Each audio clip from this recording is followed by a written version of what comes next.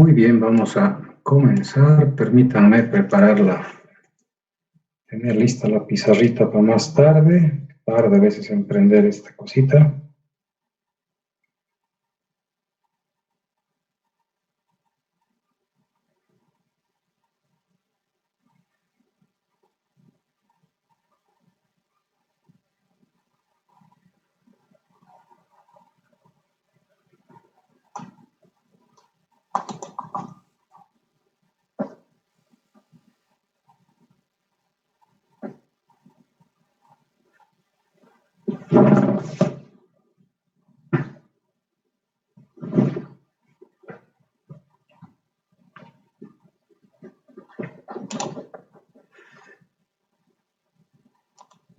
Muy bien. ¿Qué es la sección transversal de nuestra carretera? Básicamente estamos dándole el ancho a todo el diseño que ustedes han realizado. Haciendo un resumen de todo el trabajo, ustedes han ido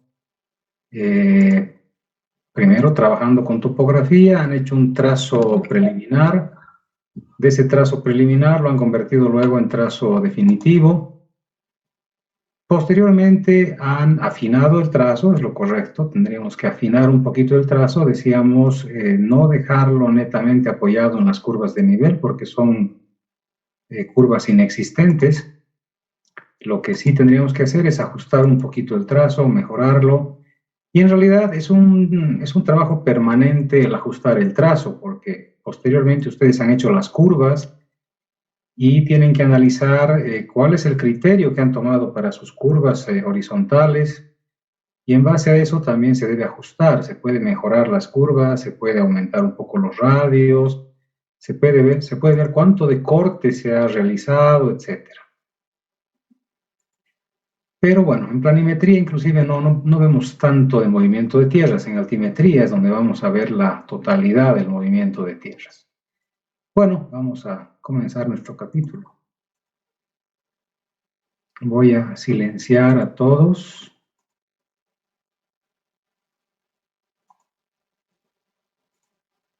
Y de todas maneras pueden habilitar sus micrófonos y en cualquier momento me pueden interrumpir, por favor, para hacer una consulta, duda o aclaración, porque efectivamente esto ya es más es una charla, no es tanto una clase magistral, porque no vamos a deducir nada, simplemente vamos a analizar cómo se hace una sección transversal. Están llegando hoy día muy atrasados. Están llegando muy atrasaditos. ¿Qué hora es ahorita? Tenemos, bueno, hemos dicho 10 minutos, vamos a esperar, faltan 5. Pero bueno, arrancamos.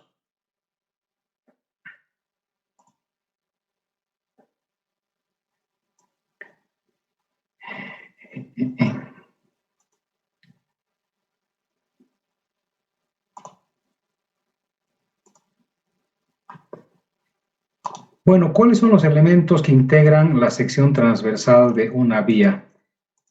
Tenemos en primera instancia el derecho de vía, tenemos la calzada o superficie de rodadura, tenemos las bermas, tenemos los carriles, tenemos las cunetas, tenemos los respectivos taludes y existen varios elementos complementarios que los vamos a ir analizando.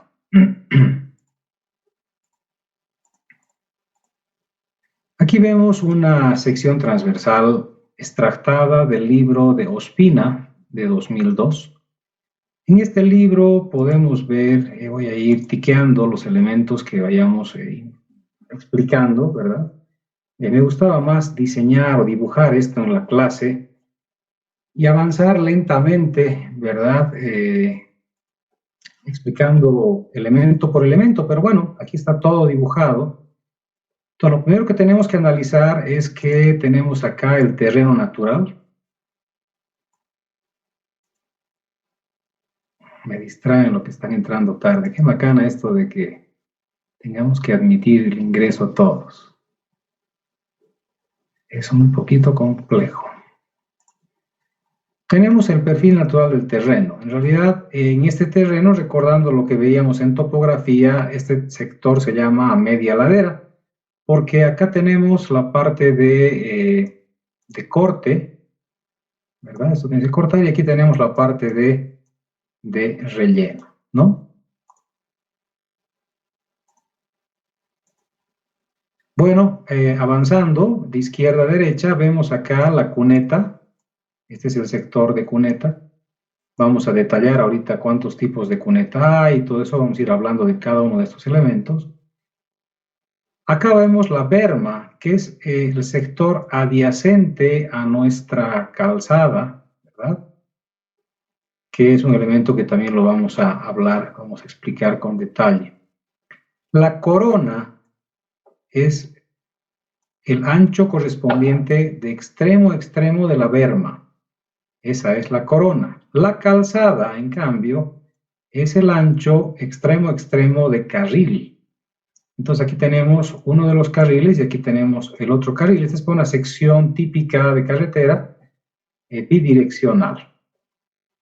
Acá tenemos el bombeo, que es lo que permite que las aguas puedan escurrir hasta las cunetas, ¿verdad? El agua de lluvia. Y acá se puede notar la rasante. La rasante es por donde circulan los vehículos, ¿verdad? Y aquí vemos la subrasante. La subrasante es donde termina nuestro trabajo de corte. Donde termina el trabajo de corte es justamente donde empieza el proyecto del pavimento. En este caso nosotros llamamos subrasante. Encima de la subrasante está colocado el pavimento con toda su estructura. En el caso de nuestro dibujo acá, es un pavimento flexible. Tenemos acá la capa subbase, acá la capa base y aquí tenemos la losa, perdón, el paquete, la capa de rodadura. Bueno, tenemos dos taludes acá. Los taludes, uno tenemos en corte y el otro talud está en relleno, con su respectivo ángulo. Este ángulo lo vamos a analizar también, depende del tipo de suelo. Yo no puedo, sí. Adelante, Carla, levantaste la mano. No, Inge. Ya, gracias. Decíamos que el talud de corte y el talud de terraplén tienen que definirse en función a la mecánica de suelos. El otro día el ingeniero Omar Velarde dio una disertación que me dejó muy satisfecho, de verdad, muy interesante respecto a netamente mecánica de suelos en el proyecto del Camino Antiguo a Santa Cruz. Y me ha dejado realmente muy sorprendido, ¿no? Y finalmente la banca. La banca es la separación exacta que hay desde todo el paquete estructural. Acá, por ejemplo, se ve la banca, que es donde está terminando, ¿sí?, el trabajo de corte de subrasante y donde va a comenzar el paquete estructural hasta el otro extremo, ¿verdad? Igual, donde comienza el pavimento. Esa es la banca total, donde es todo el ancho en realidad del pavimento. Todo el ancho del pavimento, ¿sí?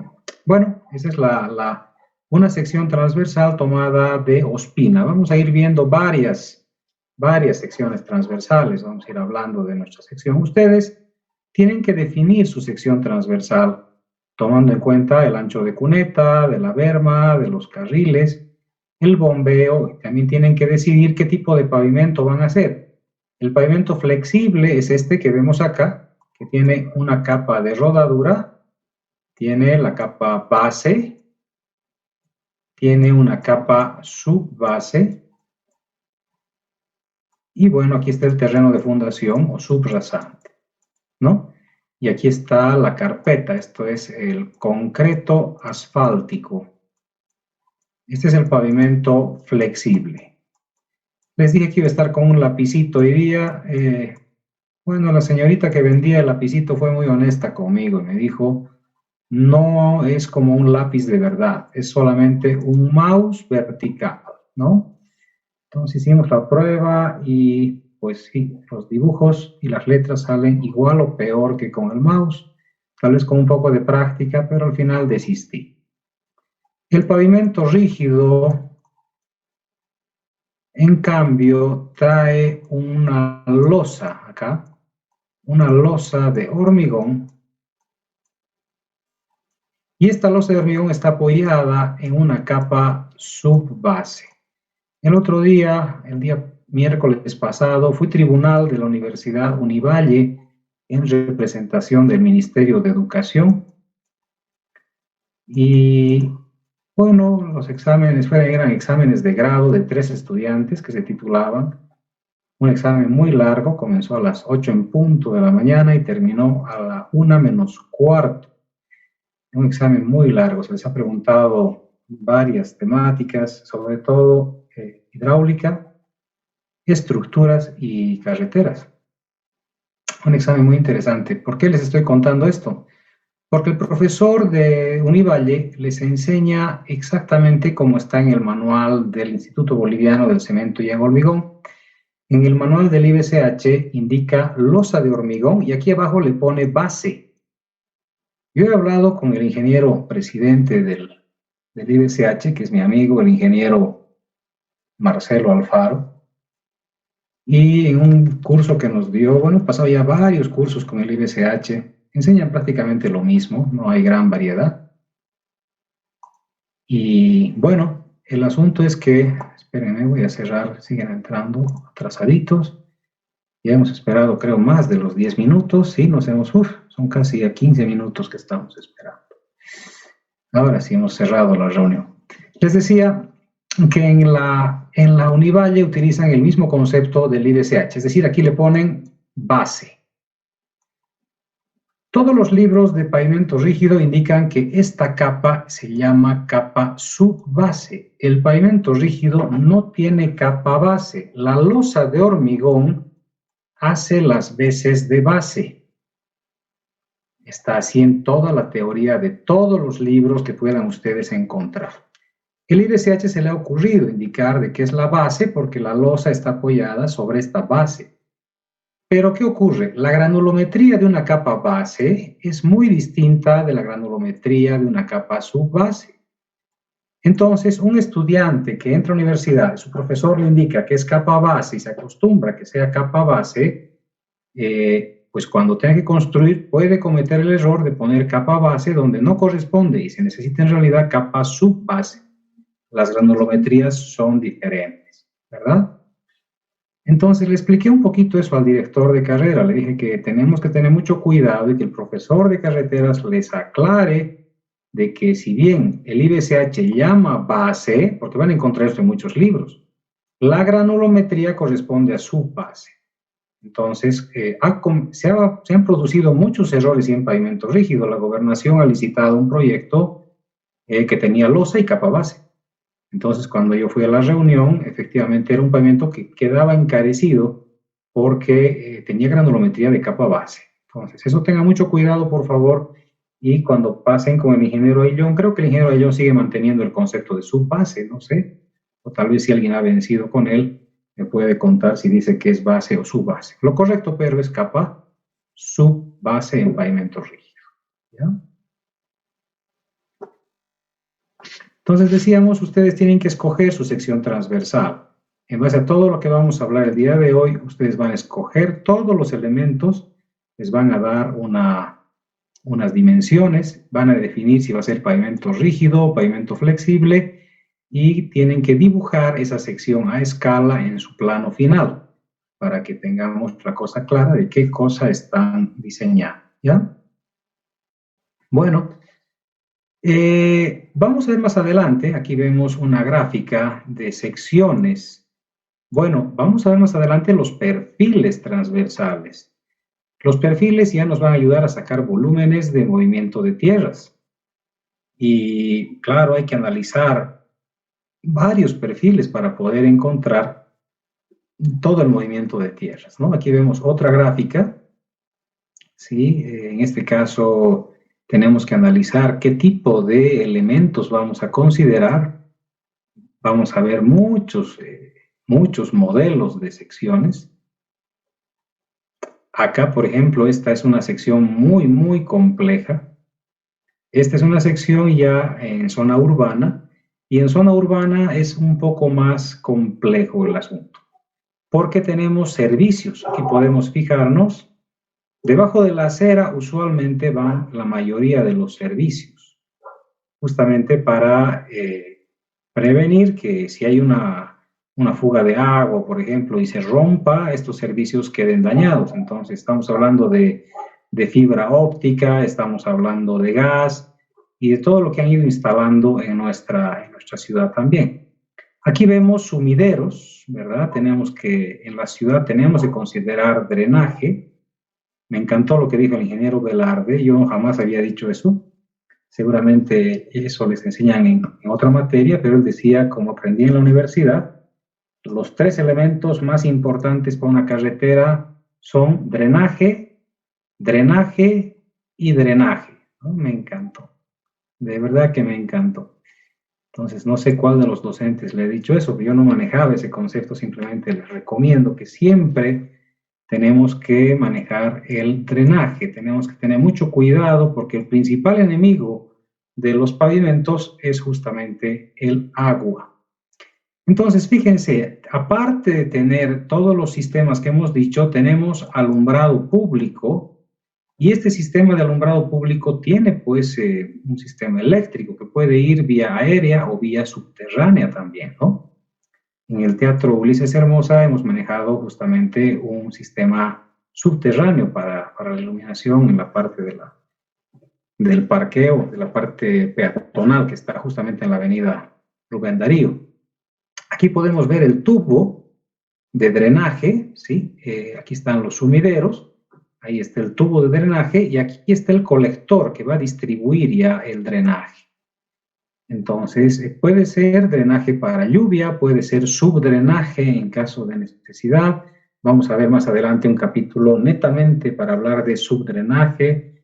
Y bueno, nosotros no estamos trabajando en zona urbana, sus proyectos ahorita son en zona rural, tienen una vía sencilla, pero es muy importante que conozcamos estos elementos, ¿verdad? No se olviden, no olviden jamás dejar espacio para los árboles. En zona urbana es muy importante el tema de la vegetación. Bueno, aquí tenemos secciones transversales típicas del libro de Scipión, un libro muy interesante. Aquí tenemos una sección a corte abierto, aquí tenemos una sección a corte cerrado, ¿sí? Aquí tenemos sección a media ladera, como la que acabamos de ver. Esto hemos hecho en topografía, ¿verdad? Acá tenemos una nueva que no habíamos visto en topografía. Esta es una sección a media ladera, pero con un muro de contención. Y esto a veces se hace muy necesario porque tenemos sectores donde no se puede dejar el terreno con talud de relleno. Entonces el suelo tiende a deslizarse, a desplomarse, ¿no? Acá tenemos sección netamente en relleno, una sección en relleno con muros, muy interesante. La sección a medio túnel, de estas tenemos varias en el país, pero lo que tiene que aclararse es que este sector que está aquí arriba, esta parte del cerro, tiene que tener la capacidad suficiente de no desplomarse. Usualmente tiene que ser roca para mantener su posición de esa manera, ¿no? Y finalmente, la sección en túnel, que efectivamente tenemos varios túneles en el país, y en el Chapare tenemos 2, y tengo entendido que están haciendo muchos más. Entonces el viaje al Chapare va a ser un tanto más interesante, con más túneles para pasar. Bueno, la sección transversal se la puede modelar. Eso es algo ahora muy importante. El Civil 3D permite una modelación. Hay un software turco, no recuerdo el nombre de este software, que es realmente muy, muy bonito. Traté de buscar que alguien me lo pueda descargar o vender, pero viene muy protegido, es lo triste. Y la licencia está en $900, la versión de prueba. Entonces, un poquitín caro. Pero, ¿qué es lo que tiene este software turco en relación al Civil 3D? El Civil 3D hace todo. En el software turco lo que uno puede hacer es subirse al auto y manejar por toda la carretera que uno va a construir. Y eso es algo realmente como un juego electrónico, ¿no? Uno puede circular. Aquí vemos otra modelación donde vemos los anchos de los vehículos, ¿verdad? Tenemos un vehículo fuera de los carriles, para ver si va a haber el espacio suficiente para los camiones y puedan circular por nuestra carretera. Bueno, aquí vemos otra sección que he sacado igual de otro libro, donde podemos ver, ya tenemos acá igual, sección a media ladera, pero esta es una calzada unidireccional. Tenemos dos calzadas unidireccionales. Entonces, fíjense acá, cada uno de los carriles es de 3,65, ¿verdad? Tenemos la berma de 2,50. Hay un espacio, una franja de seguridad donde acaba la berma de 1 metro. Acá un separador central precioso de 4 metros de ancho. Y replicamos lo mismo al otro lado, pero ya aumentando una cuneta porque es la zona de corte. Entonces aquí tenemos una cuneta bastante interesante también, una cuneta casi plana, que es muy utilizada también.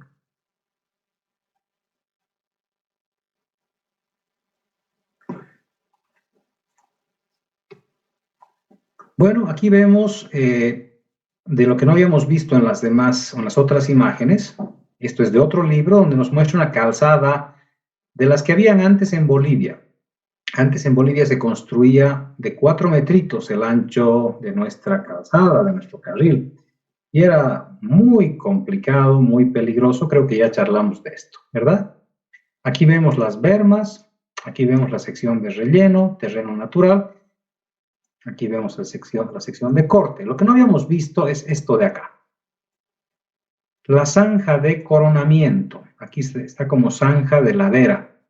Pero su nombre en Bolivia, el más común, es zanja de coronamiento. Vamos a ver también algunas imágenes. ¿Cuál es el objetivo de esta zanja de coronamiento? Que las aguas de lluvia no lleguen a este sector de acá porque se puede desplomar. Entonces, en sectores donde hay riesgo de que el terreno del cerro sea algo inestable, ¿verdad? Tenemos que hacer zanjas de coronamiento para evitar que el agua llegue a reblandecer este sector del talud. Bueno, hemos visto varias y esta es de la norma boliviana, una sección bastante completa. Realmente he quedado muy sorprendido. No sé de dónde han sacado, cuál es la bibliografía, porque esto no se han inventado nuestros colegas. Y es justamente por este nombre de acá, huelga. Nosotros nunca había escuchado este nombre de huelga, ¿no? Otra cosa que le han puesto acá, cuneta de banquina. Nosotros llamamos zanja de coronamiento en Bolivia, pero bueno, esta es la norma boliviana. Como les digo, medio complejo el asunto. Además, se contradicen ellos mismos, porque acá, por ejemplo, en la banquina en corte ponen la pendiente hacia adentro. Efectivamente, eso está bien. Las normas internacionales piden la banquina hacia adentro. Yo en clases les explico que en Bolivia tenemos que hacer la banquina con pendiente hacia afuera, porque en Bolivia nadie hace mantenimiento de vías como hacen en otros países. Aquí hacen muy poquito mantenimiento de vías. No tenemos un ente que haga un mantenimiento a profundidad. Entonces, si hago pendiente interna, ¿qué es lo que va a ocurrir? El agua se va a comenzar a acumular acá y se va a derrumbar todito el talud. Y por eso digo, se contradicen nuestros amigos de APIA, que son los que han hecho este manual, porque en una imagen más adelante han puesto la pendiente contraria, la pendiente hacia afuera, que eso es lo más correcto. Entonces, acá en su sección esto habría que cambiar un poquito, ¿no? La pendiente no se hace hacia adentro. Bueno, igual se ve aquí todos los elementos que habíamos visto en otras, la calzada, la berma, la cuneta, los taludes, etcétera. Pero lo que sí me ha parecido muy interesante es esto de acá. Se tiene un sistema de drenaje interno, ¿verdad? Medio raro porque las pendientes son externas, pero se tiene un cantero, un separador central en profundidad, con un dren longitudinal acá. No le veo mucho uso, muchachos, de verdad que no le veo mucho uso. O sea, tal vez alguien me pueda decir por qué han hecho estos jóvenes así este diseño, porque en realidad el agua está ahorita escurriendo en este sentido y el agua está escurriendo acá en este sentido. La pregunta es, ¿qué agua va a llegar para escurrir por acá? Espérenme un cachito, lo voy a callar al pinche perrito.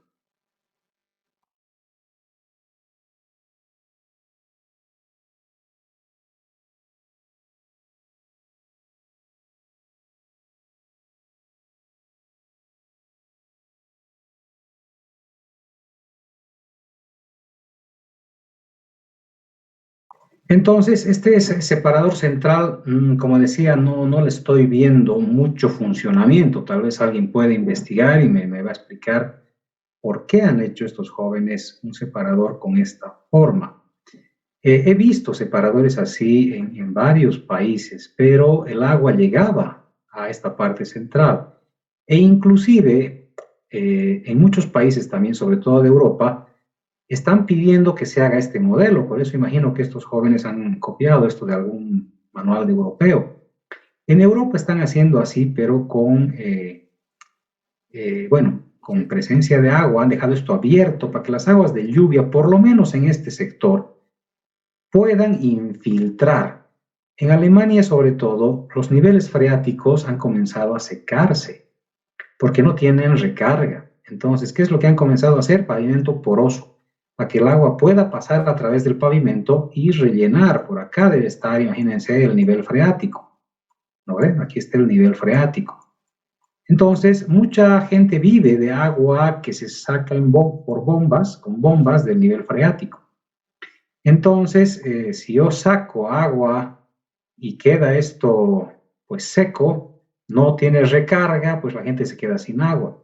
Entonces, en Alemania, como decía, han comenzado a hacer pavimento poroso para que el agua pueda pasar a través del pavimento y recargar el acuífero. Entonces, hay que hacer un diseño realmente muy complejo, porque minutos antes acabo de decir que el principal enemigo de las carreteras es el agua, ¿no?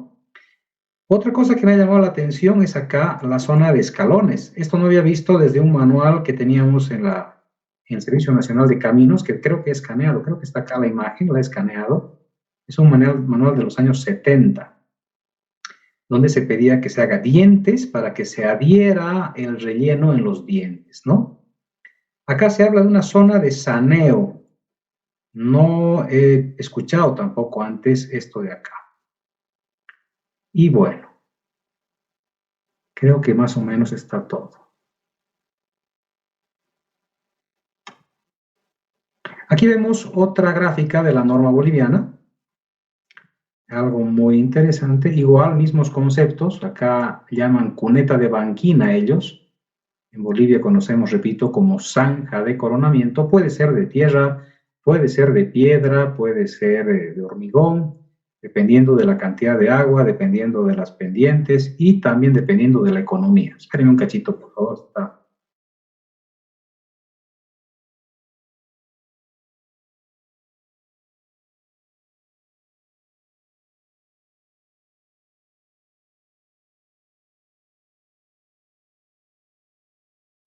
Qué perritos más antipáticos.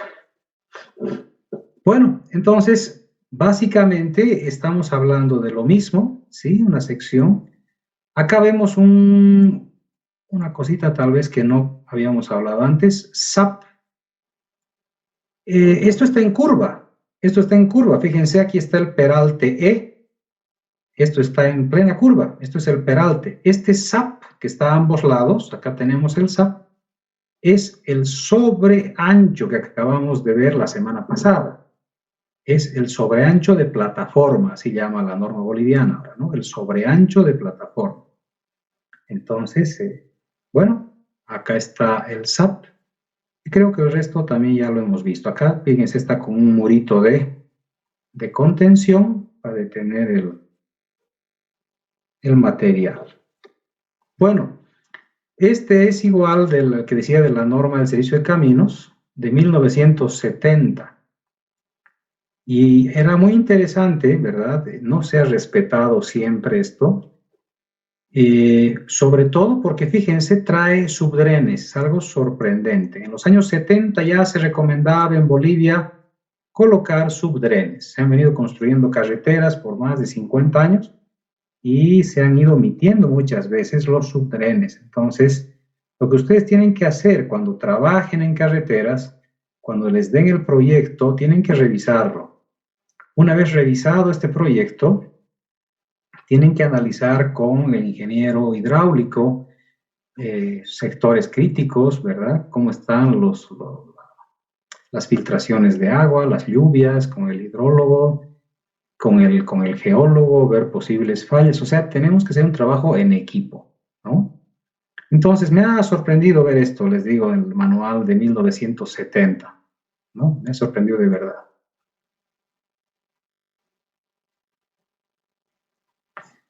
Bueno, ahora sí vamos a entrar a definir un ratito. ¿Qué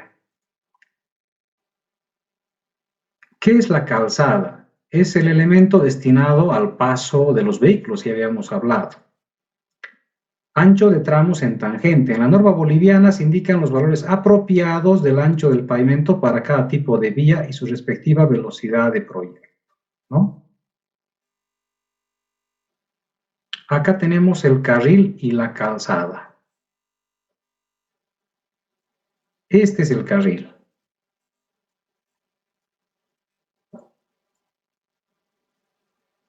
¿Cuánto vale el ancho de carril? ¿Cuánto debería valer? La norma dice que el ancho de carril debe estar entre 3 metros a 3,75. De 3 metros a 3,75. El ancho de carril debería estar entre esos valores. ¿Ya? Espérenme un cachito, el perro no me deja concentrarme. Está ahí llorando, no sé qué está pasando con mi perrito. Espérenme 2 minutitos, por favor.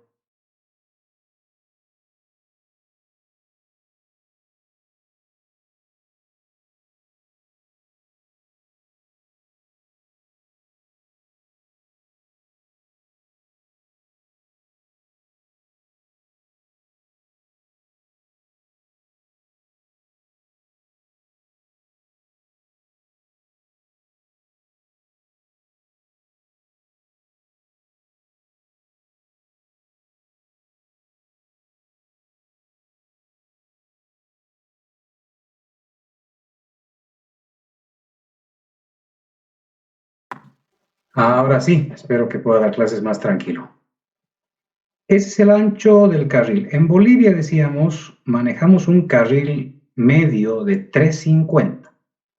Es un valor interesante, 3,50, que nos permite un sobrepaso vehicular y una visibilidad mucho más segura. Cuando puedan ustedes viajar, les digo, siempre recomiendo vayan a visitar Chile, aquí cerca de Iquique, cuando fuimos en el auto, entre la frontera y hasta Iquique, más o menos, el camino es súper angosto, está asfaltado, pero debe ser de 3 metros de asfalto cada carril.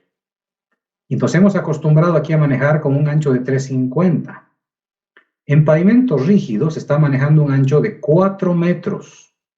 Eso lo podemos charlar otro momento cuando hablemos de pavimento rígido, ¿verdad? Entonces imagínense llegar a un país donde el ancho va a ser de 3 metros. Entonces realmente te preocupas un poco, parece que el camión pasara muy pegadito a vos cuando pasa en el otro carril, ¿no?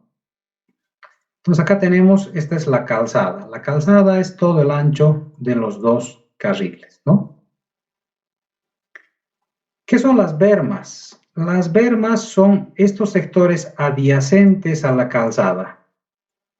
¿Cuál es el objetivo de la berma? La berma tiene como objetivo auxiliar a un conductor, servir de punto de auxilio donde pueda parar su auto en caso de falla mecánica, por ejemplo. Si sufre un pinchazo de llantas o un desperfecto mecánico, tiene espacio para poder parquear en este ancho de berma. Bueno, ¿cuántos son los anchos de berma utilizados? Desde 0,5 hasta 3 metros se puede utilizar el ancho de berma. La pregunta es, ¿cuándo utilizo 0,5? ¿Cuándo utilizo 3 metros? Depende de la categoría de la vía. 3 metros está obligado a utilizar en autopistas, por ejemplo. ¿Por qué razón? Porque la autopista, los autos van a mucha velocidad. Y si un auto necesita mantenimiento, servicio técnico, le falla algo, se parquea y tiene todo el ancho de, prácticamente es como un carril más, para poder parquearse en la berma y no producir ningún accidente, ¿verdad? Esa es la idea. Los anchos que se usan en Bolivia mayormente está entre 1 a 1,50. Esos son los anchos. 1 a 1.50, son los anchos más utilizados, ¿ya? Ahora, lógicamente, vemos aquí en las fotos que hay bermas descuidadas, con piedras sucias, ¿verdad? Aquí se nota que ha habido algún tipo de derrumbe. Aquí vemos publicidad demasiado cerca a las bermas. La publicidad, inclusive, en algún momento dado, se prohibió porque distrae al conductor, ¿verdad? Entonces, un conductor que está yendo a toda velocidad, a veces mira para ver qué cosas están ofreciendo y se puede distraer. Entonces, no es muy recomendable poner gran cantidad de señalización en las bermas o muy cercanas. Bueno, aquí tenemos las bermas internas. Esta es la berma interna. Es muy recomendable tener bermas internas relativamente anchas. Aquí tenemos un separador, este es el separador New Jersey. Y el separador New Jersey, bueno, se pone cuando no tengo mucho espacio para tener separadores más anchos, ¿no? Es la última solución que tenemos para poner un separador. Pero en Bolivia no respetamos mucho el ancho de berma interna. Fíjense acá. Esta es la carretera Montero-Warnes, cuando estaba todavía en etapa de construcción. Entonces, bueno, tenemos una berma muy, muy angostita, muy angostita. Entonces, ¿qué ocurre? Acá, por ejemplo, tenemos un separador central relativamente ancho y es relativamente bajito. Entonces, no le va a causar al conductor ningún tipo de problema. En este caso, estaría aceptable la colocación de la berma interna angostita, ¿sí? Pero a medida que la carretera va avanzando, por aquí adelante ya no hay ese espacio. Ya no hay ese espacio de esto, que puede ser acá tal vez 2 metros, no sé, debe ser unos 2 metros tal vez. Entonces ya no hay ese espacio para poder tener, digamos, la tranquilidad. En cambio acá está directamente colocado el New Jersey. Entonces el conductor que va a toda velocidad se aleja instintivamente de la berma. Se aleja instintivamente del separador porque tiene miedo que pierda el control y te chocas contra el separador, ¿verdad? Y más si vas a mucha velocidad, lo ves demasiado cerquita cuando vas muy rápido. Entonces, en este caso, es cuando tenemos un separador New Jersey, es recomendable colocar una berma interna un poquito más ancha como la que están viendo ustedes acá, para darle tranquilidad al conductor y que no se desespere por la velocidad y la cercanía del separador central. Bueno, aquí está la distribución de velocidad, eso es de la norma boliviana, que nos avisa de CEDEX España, utilizado como bibliografía, para carreteras bidireccionales, ¿verdad? Con bermas menores a 1.5 y con bermas mayores iguales a 1.5. En carreteras bidireccionales y en carreteras unidireccionales, con bermas mayores o iguales a 3 metros, ¿verdad? Entonces, aquí nos muestra que cuánto más o menos serían las velocidades, ¿sí? Cómo maneja la velocidad del conductor en función al tamaño o al ancho de las bermas. Y aquí se puede notar que mientras más ancha sea la berma, el conductor toma mayor velocidad, ¿sí? Totalmente mayor velocidad. De igual forma acá, cuando tenemos unidireccionales con bermas, las velocidades son realmente muy, muy elevadas. Entonces, es recomendable nomás, para darle mayor seguridad al conductor, tener bermas lo más anchas posible. El bombeo es el elemento fundamental del drenaje superficial, ¿verdad? Aquí está mostrándonos. Pero lo interesante del bombeo, fíjense, es que también tiene bombeo o tienen bombeo todas las capas que están por debajo del pavimento, más bien por debajo de la capa de rodadura en este caso, ¿verdad? Entonces, tenemos que construir dándole la pendiente a todos los elementos estructurales del pavimento. Y aquí vemos el subdrenaje. realmente muy importante subdrenaje. Hemos puesto, como les digo, voy a dar un capítulo especial netamente de subdrenaje y lo vamos a analizar. Hemos puesto acá subdrenaje en la carretera Lacma-Santibáñez. Aquí me indica de que debería haber una subrasante impermeable. Sería lo ideal que un pavimento tenga una subrasante absolutamente impermeable. En muchos casos no se puede lograr eso, entonces se pone geotextiles. Se pone un manto geotextil que va a impermeabilizar todito el ancho, pero imagínense ponerle una alfombra a todita la carretera, es muy caro, ¿no? Entonces hay que ver opciones tal vez un tanto más económicas, pero sí, se utiliza geotextiles en carreteras. Cuando no hay otras opciones, se utiliza geotextil. Aquí vemos qué dice la norma boliviana respecto a los bombeos, y dice que en pavimentos de hormigón o asfalto puede ser de 2.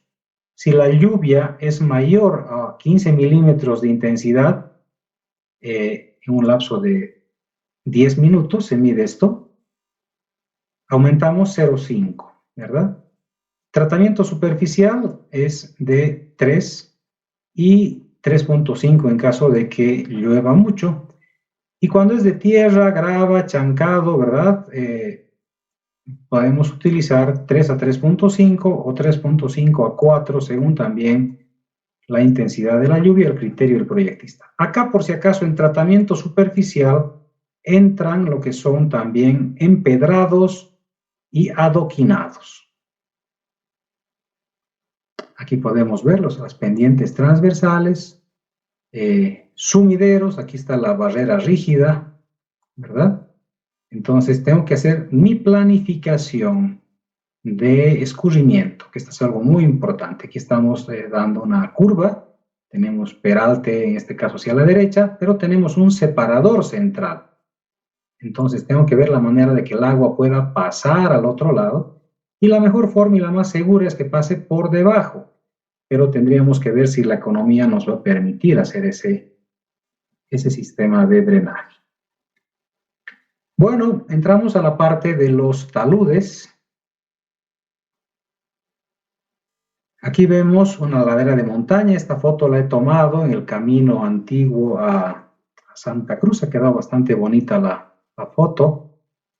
Me fui el año pasado a hacer todo un recorrido a este proyecto que me ha parecido realmente muy, muy interesante. Entonces, esta es ladera de montaña, ¿verdad? Que es lo que más se presenta en nuestro país. Aquí vemos un cono de deyección. Esta es una forma también de sedimentación del suelo.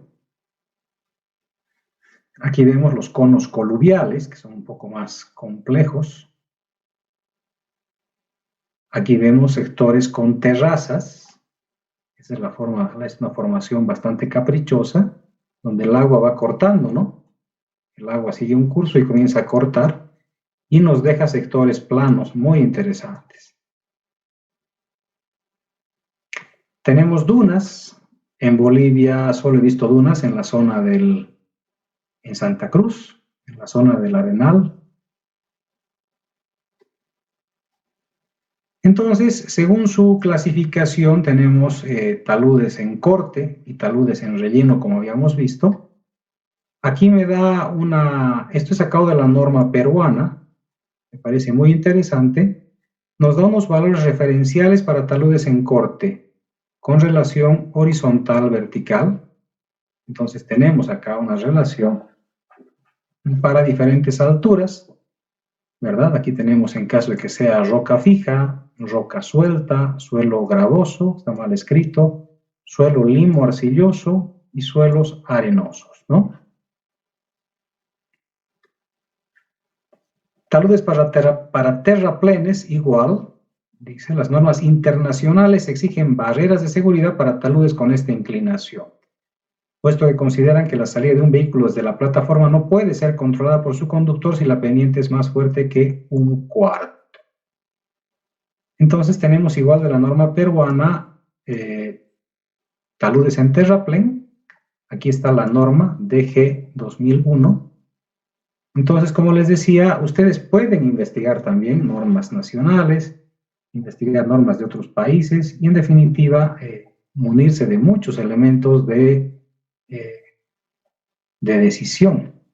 Aquí tenemos limos arenosos para menores a 5, altura entre 5 a 10 metros y mayores a 10 metros, ¿no? Esto seguramente han llevado ya en suelos 2 tipos de fallas, esto hay que estudiar, ¿verdad? La recomendación siempre es buscar un especialista que nos pueda asesorar.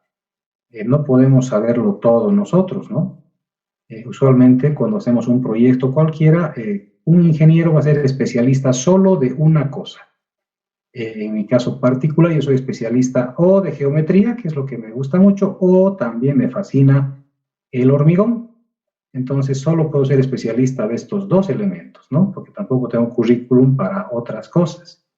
Entonces, claro, si uno ha hecho un diplomado en mecánica de suelos y sabe este tipo de cosas, puede ser especialista. Mejor aún si ha hecho una maestría en mecánica de suelos, ¿no? Entonces aquí simplemente los nombramos, ¿no? Yo no pregunto estas cosas porque no corresponden tanto a la materia, pero es bueno ver, conocer cómo puede fallar un talud. Diferentes tipos de falla, ¿sí? La rotura de talud, la rotura de pie, la rotura de base, fallas en bloques y fallas en bloques por estratificación de terreno, falla combinada, suelo con cohesión, fricción, falla múltiple, suelo con cohesión y fricción. Y bueno, diferentes tipos de correcciones. ¿Cómo se puede corregir un talud que está por fallar? En realidad, vamos a ir analizando. Las banquinas son uno de los elementos más fáciles de solucionar, con los cuales podemos ir disminuyendo la carga que sufren nuestros taludes, ¿no? Otro elemento también son los muros, muros de contención, o acá como vemos, un enmallado, ¿verdad? Aquí está totalmente enmallado el talud. Hay unas mallas que en un curso con Macaferri nos habían informado que estas mallas eran biodegradables. Yo he quedado sorprendidísimo. Unas mallas biodegradables que servían además como alimento para las semillas que podíamos poner en este lugar, y las plantas se comenzaban a comer la malla. Entonces, en ciertos años ya la malla iba perdiendo, iba desapareciendo porque la misma vegetación se iba haciendo cargo de desaparecerlo. Acá vemos justamente lo que les contaba, el camino antiguo a Santa Cruz. Aquí tenemos un talud en roca. En roca, lógicamente, hay que hacer un estudio de que sea realmente roca sólida, porque esta roca puede tener un ángulo casi vertical, ¿no? O sea, estamos casi a 90 grados de talud, pero depende que sea una roca estable, porque sería criminal que cuando estemos ya funcionando la vía, cuando esté en funcionamiento, tengamos desplome de rocas. Hay que analizar claramente eso para evitar futuros accidentes. Acá, esto igual lo que les dije que se contradecían los jóvenes de Apia. Esta es de la norma boliviana, y aquí se puede ver, ¿verdad?, que la pendiente es hacia afuera, ¿no? La pendiente es hacia afuera. Y es así como deben construirse las banquinas en nuestro país, ¿sí? Directamente con salida hacia afuera. Aquí tenemos la banquina del camino antiguo a Santa Cruz. Son fotos lo más nuevas posibles. Este viaje lo he hecho este fin de año recién, entonces son fotitos relativamente nuevas, ¿no? Aquí se puede ver, este es un error. ¿Quién me dice a qué se debe este error? Por 5 puntitos, rápidamente. ¿Quién me dice por qué se ha cometido este error? ¿Por qué está este hueco aquí? Se ha puesto aquí el asfalto, se ha puesto aquí el asfalto y aquí queda un hueco. ¿Por qué? Y feo, además, no lo han trabajado bien.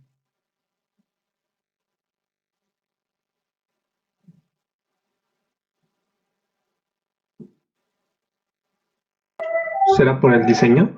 ¿La geometría? No.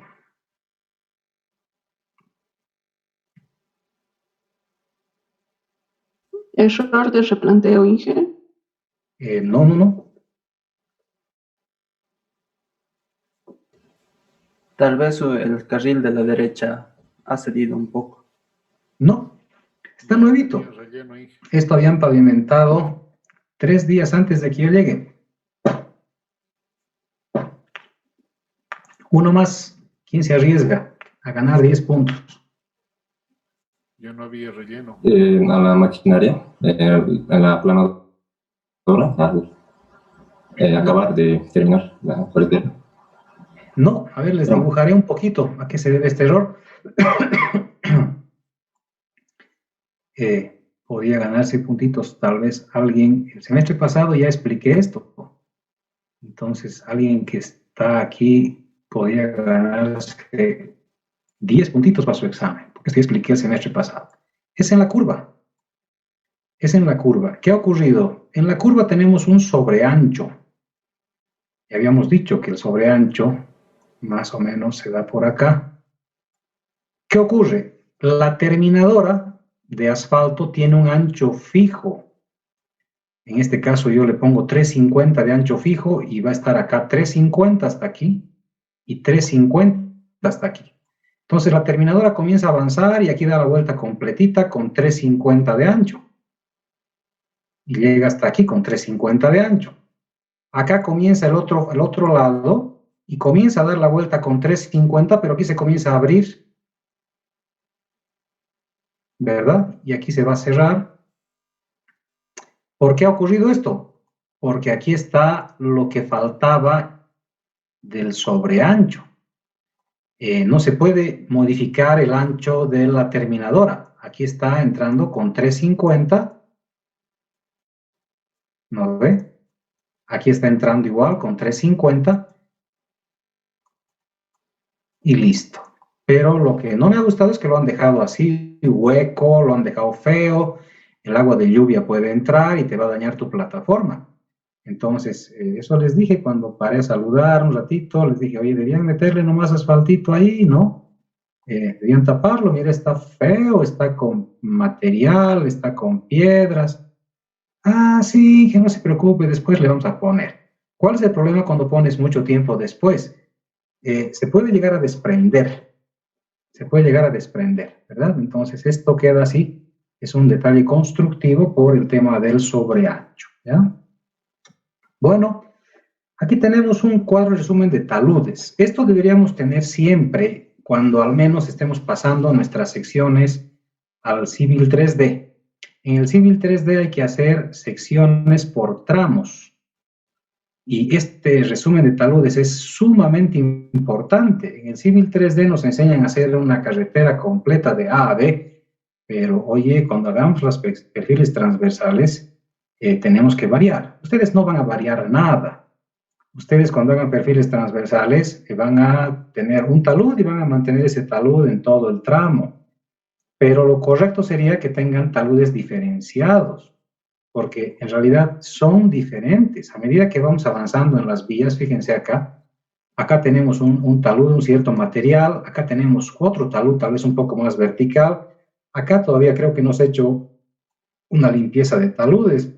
Entonces, tenemos que analizar cuál va a ser la inclinación de cada tramo.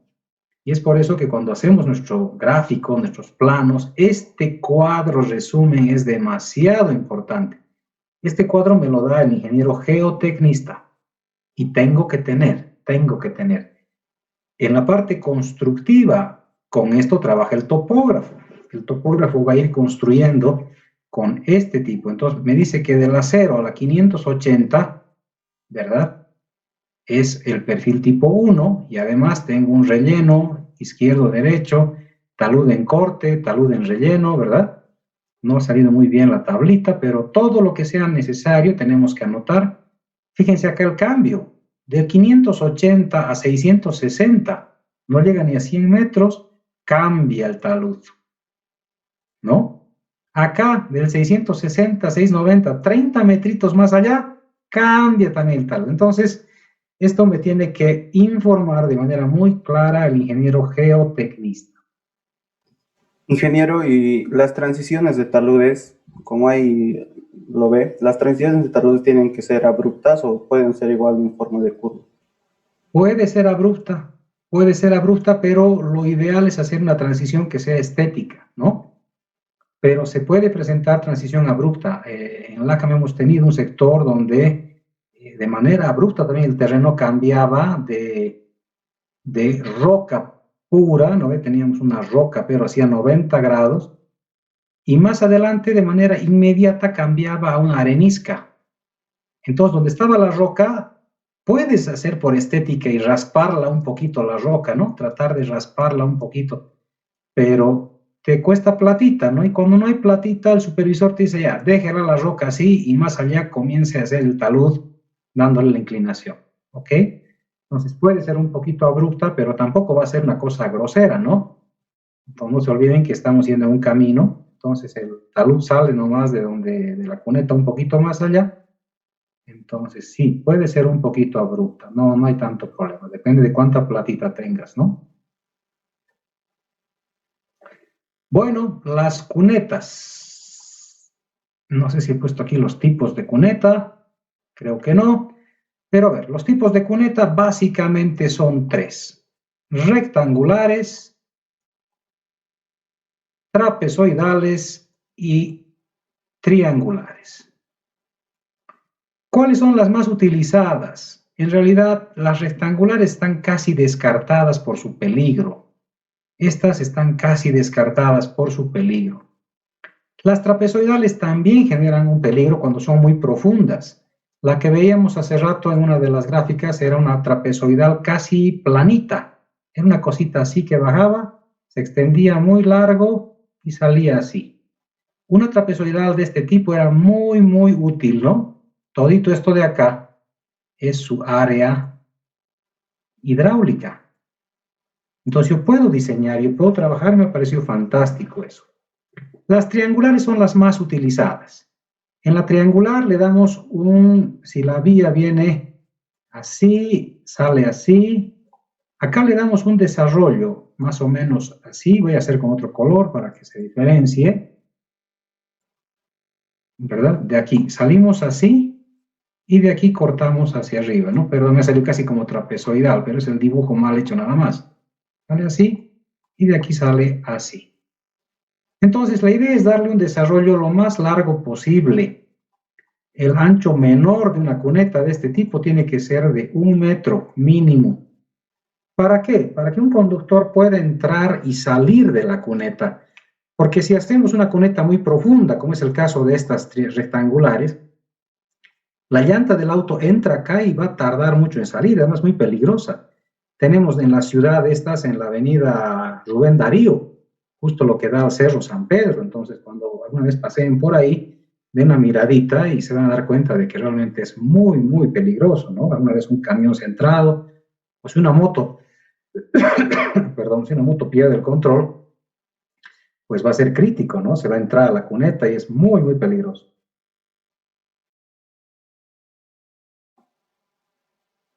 A ver, las pendientes. No se puede hacer cunetas con pendiente menor a 0,12%, porque las aguas se detendrían. Y no se olviden que además las aguas vienen con material y ese material se va a sedimentar. Entonces me va a dejar la cuneta inservible. Aquí vemos la cuneta, como les digo, para esta clase he definido utilizar el Camino Antiguo a Santa Cruz, que me ha gustado mucho su parte constructiva. Aquí lo que preguntaba su compañero, tal vez aquí notas un poquitito el tema de los taludes, ¿no?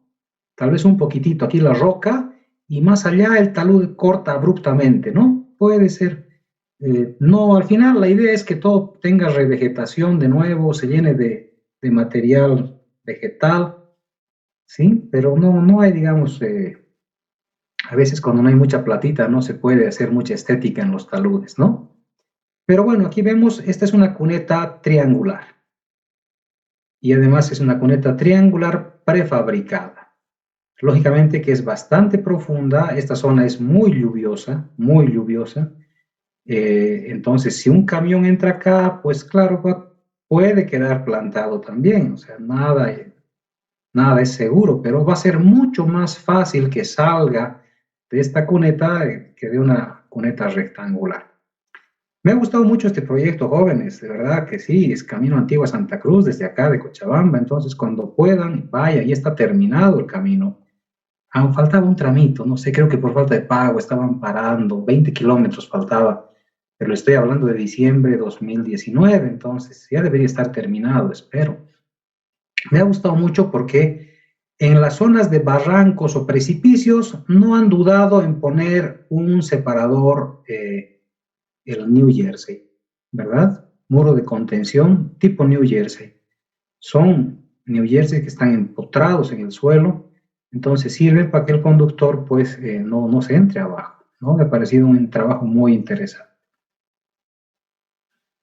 Acá están las inclinaciones de la cuneta máximas de acuerdo a la norma boliviana, ¿ya? Y para diferentes velocidades de proyecto.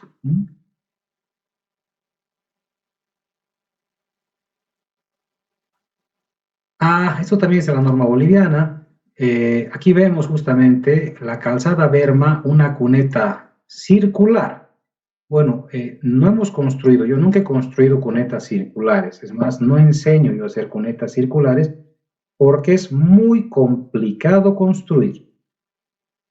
Al menos yo lo he visto muy complejo, tal vez existan moldes y alguien me diga, pero ingeniero, hay unos moldes con los que se construyen facilito. No me gustan. No me gustan. Considero tal vez este punto de acá un punto muy débil de unión, o sea, no tiene una... Enlazar un segmento de círculo en este punto lo veo un poquito complicado. Los autos se salen del camino y me imagino que un auto tocando esto lo va a desportillar de manera inmediata, ¿no?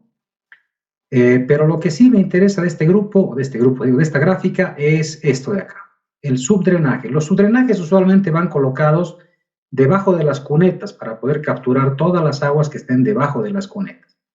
En este caso, por ejemplo, no ha ocurrido eso. Acá el subdrenaje está colocado en la berma. Entonces, depende justamente de cómo está la situación de la infiltración de aguas para ver dónde coloco. Usualmente se coloca debajo de la cuneta porque las cunetas no son del todo impermeables. Fíjense acá. Estas cunetitas tienen juntas. Toditas acá se notan las juntas. Estas juntas en algún caso piden que se selle con silicona. En estos proyectos no están selladas con silicona porque se pone mezcla de hormigón para unir una con la otra. Entonces están unidas por la mezcla. Pero ¿qué va a pasar? ¿Qué es lo que va a ocurrir? Cuando comience a calentar el sol de septiembre radiante, ¿qué creen que va a ocurrir? Se van a comenzar a dilatar.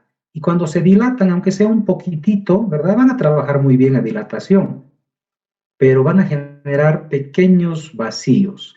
Entonces, la cuneta es el principal punto de infiltración de aguas. Van a trasladar las aguas, pero también van a infiltrar aguas a la subrasante. Y en este caso de infiltración, pues nos conviene que esté esperando abajo nuestro subdrenaje para capturar esas agüitas de infiltración. Muy bien. Aquí vemos la sección mínima especial en montaña, solo dice con autorización expresa de la Administradora Boliviana de Carreteras, ¿no? Tipos de cunetas y el escurrimiento a nivel de subrasante es solo por infiltración. Aquí podemos ver material de drenaje. Sí, aquí podemos ver. ¿Sí? Material de drenaje son gravas. Las gravas vienen colocadas aquí abajo. Cuando no tengo platita para hacer grandes obras de drenaje, pues lo mínimo que puedo hacer es colocarle gravita. Bueno, aquí está un pequeño diseño, una gráfica. ¿Puede ser variable el diseño? Sí, puede ser variable el diseño. Se puede utilizar secciones por un tramo, para el otro tramo lo que pasa es que voy a tener corte a un lado, relleno al otro. Más adelante voy a tener relleno a un lado, corte al otro, etc. Entonces va a ser bastante variable el concepto de nuestras secciones transversales. Bueno, adicionalmente tenemos unos elementos muy importantes para considerar en nuestros diseños geométricos. ¿Cuáles son estos elementos? Por ejemplo, carriles auxiliares. Esto es muy importante en ascenso y de sobrepaso. No sé si alguien ha visto, yo en el país no he visto carriles auxiliares. Honestamente, no he visto. Pero ¿qué me dice la norma? Que yo debería tener, en este caso es una rampa de escape. En caso de que un vehículo necesite irse, salir, inclusive si pierdes el freno, y son rampas de escape. Son lugares donde puedas salir de la carretera, ¿no? Aquí vemos rampas de escape de largo desarrollo, rampa de escape con subida y lechos de frenado que son los más utilizados. Acá vemos, por ejemplo, un lecho de frenado que está adyacente a la plataforma. El primero que nos muestra acá, paralelo, lecho de frenado a la carretera, y el otro que sale con una cierta inclinación, con un cierto ángulo de inclinación, ¿no? Esto tenemos en Bolivia, acá está, esta es la rampa de frenado en la carretera Cochabamba-Oruro, ¿sí? Aquí vemos el letrero que dice, vehículo sin freno, siga la raya roja. Rampa de frenado a 200 metros. Un aviso de que estás ya llegando a la rampa de frenado. Y esta es la rampa de frenado en el camino Cochabamba-Oruro, ¿verdad? Esta rampa está compuesta básicamente de arena. Aquí vemos arena. Y aquí al fondo vemos un pequeño montículo donde al final, si es que la arena no detiene al camión, va a colisionar, va a chocar contra este montículo y ahí va a terminar de detenerse. ¿Cuál es el problema de estas rampas, de estos lechos de frenado? Que si no hacemos mantenimiento, no se olviden, a ver ustedes que todos tenemos en la casa tal vez un pequeño espacio con tierrita, no sé. Ustedes pueden agarrar y con una picotita algo lo pueden ablandar, lo pueden soltar, es el término correcto. Después de una lluvia, ¿verdad? Ese mismo material se consolida por peso propio. Se evapora el agua y el material queda consolidado, ¿verdad? En las arenas pasa lo mismo. Entonces, esto permanentemente tiene que venir un equipo que suelte este material, porque si no lo suelta, ¿verdad? Esto va a colisionar con este montículo. Pueden ver en internet videos de lechos de frenado. Hay videos donde efectivamente funciona muy bien y se ve cómo el camión queda enterrado en el montículo, en el lecho de frenado. Pero se ve también lugares donde el lecho de frenado no ha sido mantenido y el camión que pierde su freno entra y no encuentra pues freno, encuentra un terreno más bien duro y el camión circula y colisiona con toda su velocidad con este montículo y termina destruido totalmente. Eso pueden buscar en YouTube, busquen lechos de frenado en YouTube. Los carriles auxiliares para tráfico lento. Acá vemos el carril auxiliar. Entonces este es un carril, ¿verdad? Este es otro carril. Y tenemos, fíjense acá, tenemos 1, tenemos 2 y tenemos 3. Entonces los que van despacio pues irán por el carril externo. Este es el carril de tráfico lento, ¿no? Y la norma boliviana lo permite. Te da el ancho inclusive para tránsito lento y para tránsito rápido según la velocidad de proyecto. El derecho de vía, en realidad este era el elemento número 1, pero lo dejamos para el cierre. El derecho de vía, de acuerdo a la ley del 21 de agosto de 1998, se define como la faja de terreno destinada a la construcción, mantenimiento, futuras ampliaciones de la vía, si la demanda de tránsito así lo exige. Servicios de seguridad, servicios auxiliares y desarrollo paisajístico. Así está definida o definido el derecho de vía y corresponde a 50 metros a izquierda y derecha del eje de la vía. Eso le pertenece al Estado. En la carretera Cochabamba-Sucre, por ejemplo, entrando ya a Chuquisaca, han puesto letreros en toda la vía que dice zona de derecho de vía, zona de propiedad del Estado. Entonces han puesto letreros para que la gente ya vaya viendo eso y sepa, porque cualquier rato van a tener que expropiar. Lo que pasa es que la gente ha construido su casa pues aquí, ¿no ve? Le han tirado justo donde acaba la berma o donde acaba la cuneta. En la población de Chuquichuquí, en Chuquisaca, Chuquichuquí se llama camino justamente Cochabamba-Sucre, una casa ha hecho algo pero impresionante. ¿Cómo en nuestro país podemos hacer lo que nos dé la gana y nadie nos va a decir nada? Han hecho su casa aquí el señor, ¿ya? Ha hecho su casa aquí, donde acaba la berma, pero le ha tirado un voladizo. El voladizo coincide con la línea blanca, ¿no? Ha hecho su voladizo, aquí tiene su balconcito el señor, una maravilla, ¿verdad? Y aquí sigue su casa, el techo, ¿no? Una maravilla. Entonces tiene un balcón el señor en voladizo que está prácticamente dentro de la vía, o sea, es impresionante, impresionante. La norma peruana dice esto, la norma boliviana no contempla, le he puesto acá este acápite, ¿no? Zona de propiedad restringida a cada lado del derecho de vía. Autopistas 35 metros, no se puede hacer nada.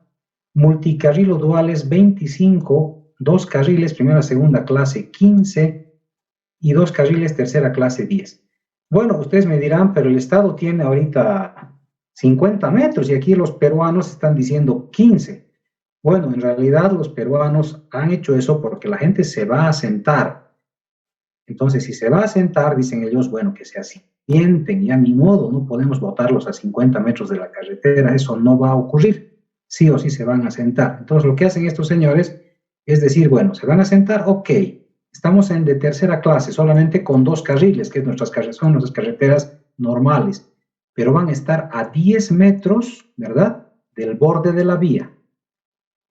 No se van a acercar tanto, o sea, no ocurriría lo que ha ocurrido con este camarada que ha hecho su casa y el voladizo que coincide con el eje con el borde de la calzada, ¿no ve?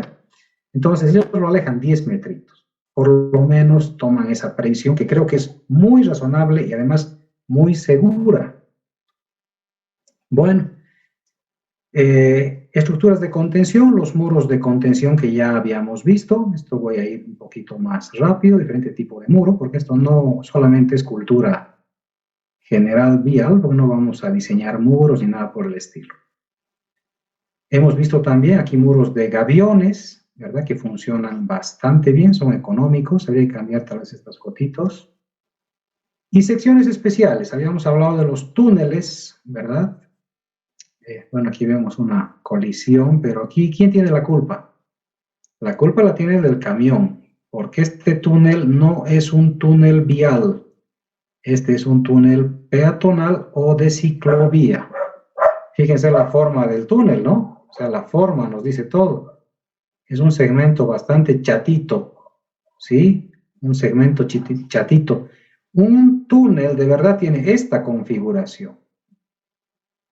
Claro, este es un túnel ya con todos los elementos, ¿no? Aquí tenemos ventiladores, detectores de incendios, o sea, así debería ser un túnel urbano, ¿no? No estamos hablando de carretera, sino urbano, inclusive con semáforo en algún caso, alimentación de cámaras de TV. Los túneles urbanos tienen que tener siempre televisión, tiene un panel luminoso de socorro, bueno, un montón de elementos en zona urbana, ¿no?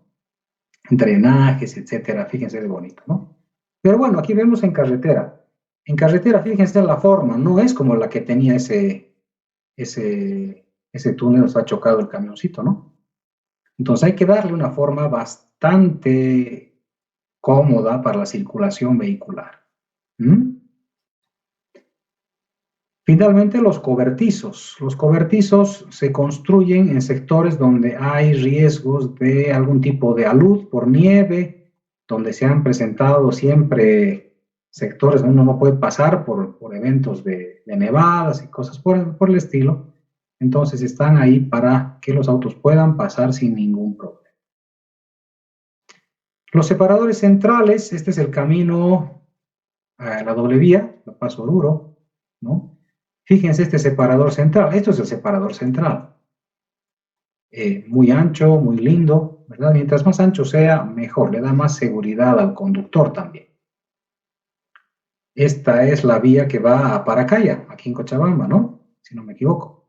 Entonces, acá no cumplimos con la berma interna, ¿no? Se le ha puesto señalización, pero el conductor al ver esta luz automáticamente se aleja, ¿no? No había espacio, entonces han puesto luz no solamente acá, sino también en el New Jersey, para que no colisionen en la curva contra el New Jersey. Y una sección urbana ideal con iluminación, sección verde en la parte central, ¿no? 3 carriles en cada sentido, una sección bastante bonita. Aquí vemos el detalle de los separadores centrales. No se cumple en todos los sentidos, lógicamente es recomendado.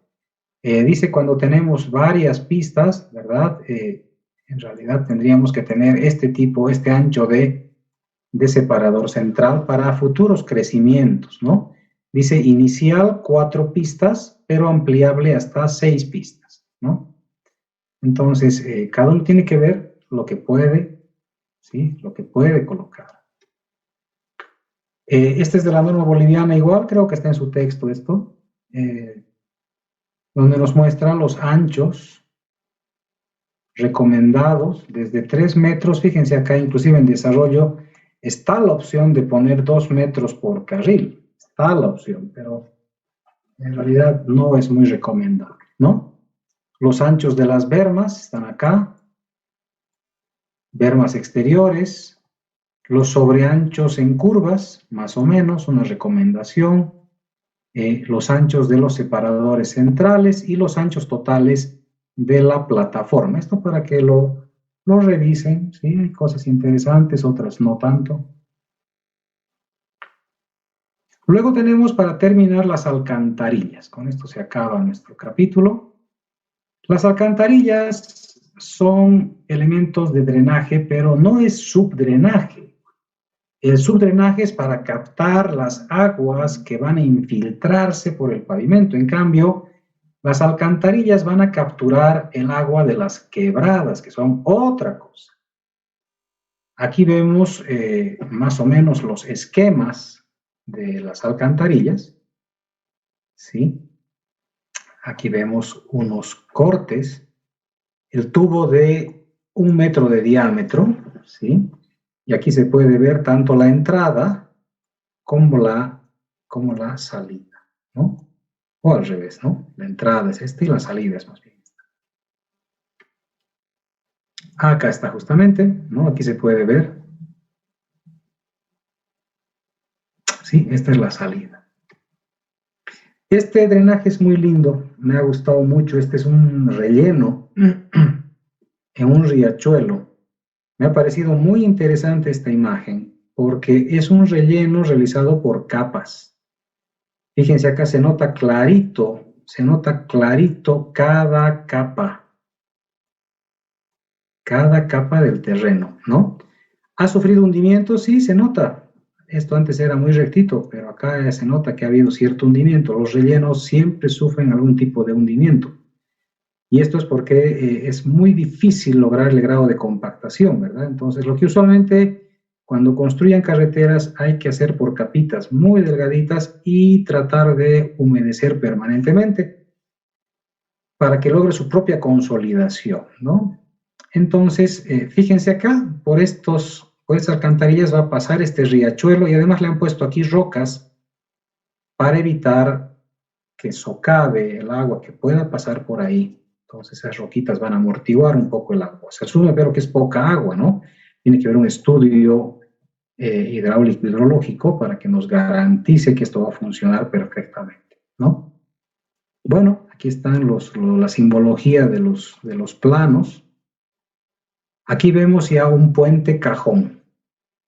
Este es un puentecito cajón, ¿no? Una estructura armada mucho más complicada. ¿Sí? Aquí vemos cómo se está armando el puente cajón en el Curi, en Misque. Acá está desviada la quebrada. Aquí podemos ver la quebrada. Y aquí vemos cómo se ha desviado la quebrada. La quebrada está desviada en este momento, ¿no? Entonces, bueno, se termina la construcción y nuevamente se encauza la quebradita para que pase y la carretera lógicamente va a estar por aquí, por encima. La carretera va a venir por encima. Esto es en San Carlos, en Santa Cruz, muy angostito, todavía con vías de 4 metritos y lamentablemente esta estructura también se la ha mantenido de 4 metros. Yo les recomiendo siempre, cuando tengamos cualquier tipo de vía, aunque sea la angostita, tenemos que darle a nuestra obra hidráulica un poquitito de margen de seguridad. Hay que hacer crecer un poquitito a los lados, porque se vuelve muy peligroso. Ya les he dicho, aunque pasen 2 autos al día, brindaremos una vía segura para esos 2 autos, ¿ok? Acá vemos las obras hidráulicas de Puente Sacramento, Puente Arce. Me ha gustado mucho el sistema, el manejo hidráulico de este proyecto. Realmente muy, muy bonito. Aquí vemos justamente un puentecito cajón, ¿no? Y aquí vemos una alcantarilla de un solo tubo, ¿no?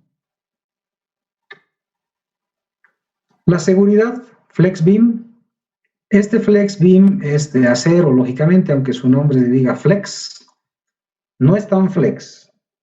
Es una estructura que se utiliza en todo el país hace ya mucho tiempo y que en Europa han pedido su eliminación total, sobre todo la gente que anda en motocicleta. Porque cuando uno choca con motocicleta, con uno de estos defensivos, pues el cuerpo humano no resiste el fierro y se vuelve un elemento muy, muy peligroso para el conductor de la moto.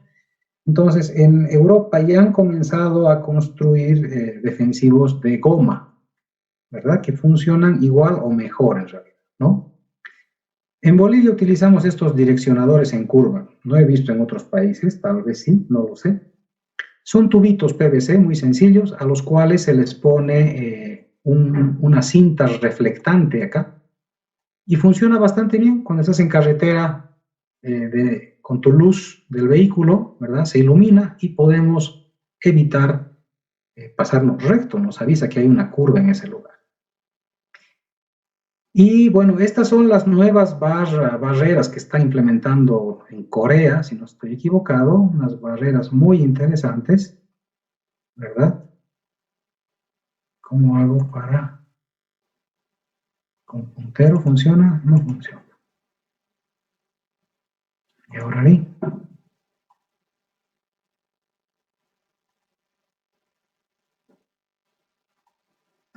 Ahora sí.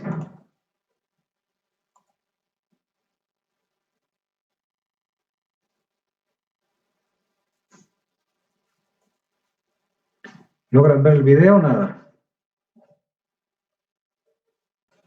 No, ingeniero. No, ingeniero, no se ve nada. Qué macani, ¿por qué no deja ver el video? Bueno.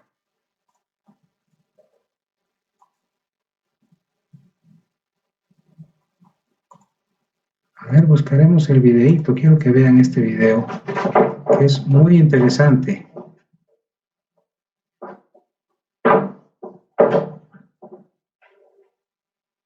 Claro que sí.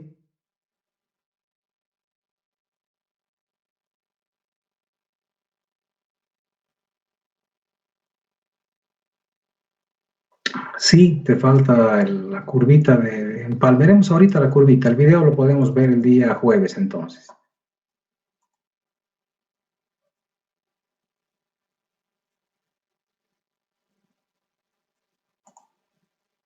A ver, déjame conectarme con esto.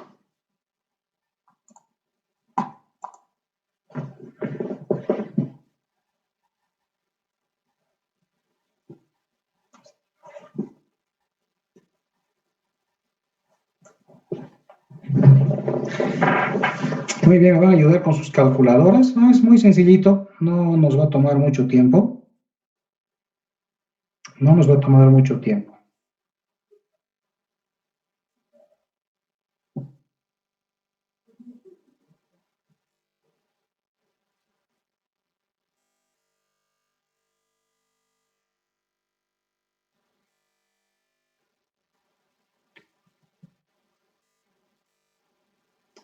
Diseño de la curva de empalme. A ver, vamos a dibujar esta curvita de empalme. Vamos a ver si nos ayuda este aparatito para hacer un buen dibujo.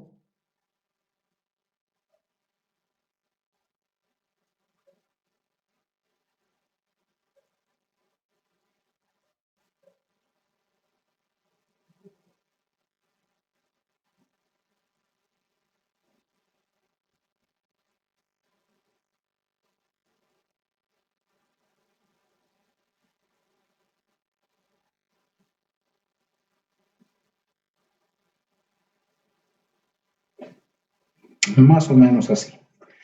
Entonces ahí tenemos nuestro ramal que sale a ese lado. Lo que tengo que hacer ahora es diseñar una curva de empalme. Primero veremos qué datos podemos utilizar. Nos vamos a inventar unos datos. Primero ver el ancho acá. Este ancho vamos a definir.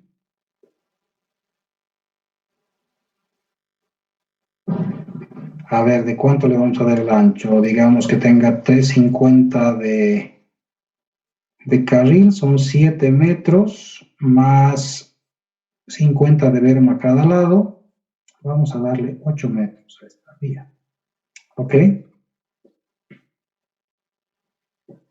Adicionalmente a esto, vamos a definir, esto el topógrafo nos tiene que avisar.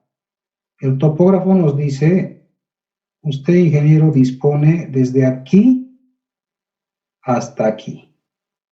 Nos mide esta distancia, que no tengo ningún impedimento para trazar acá mi curvita. Esta es la cuerda larga. Y el topógrafo me dice, por ejemplo, usted tiene acá, ingeniero, a 37 metros, digamos, ¿ok? De cuerda larga. Esto es un dato que sale de campo, o sea, el topógrafo tiene que ver esto y que no afecte a las casas, porque lamentablemente en estas esquinas todo el mundo hace su casa. Entonces, ver de qué manera puedo yo hacer este empalme, un diseño bonito.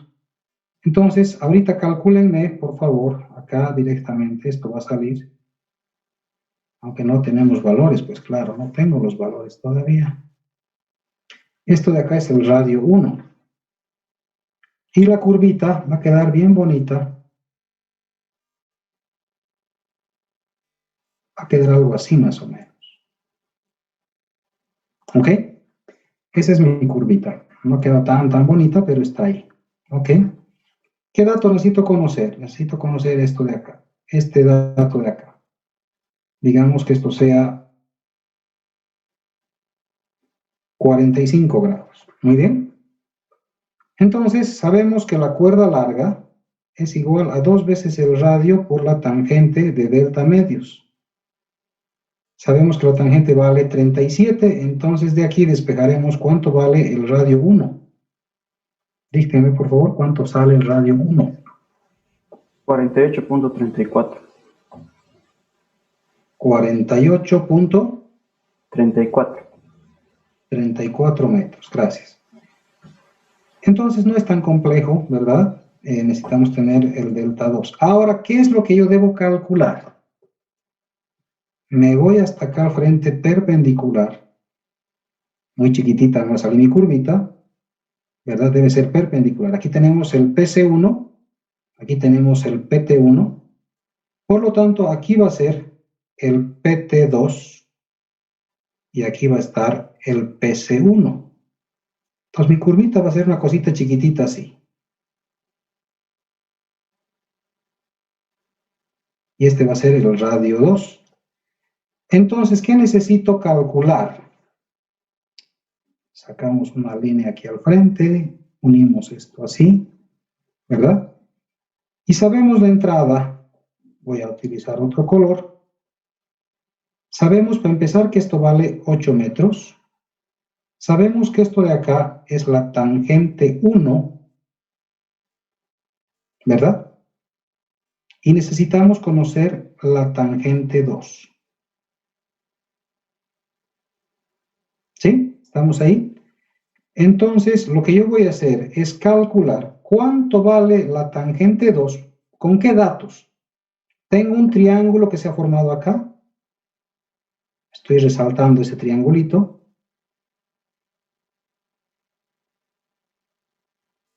¿No?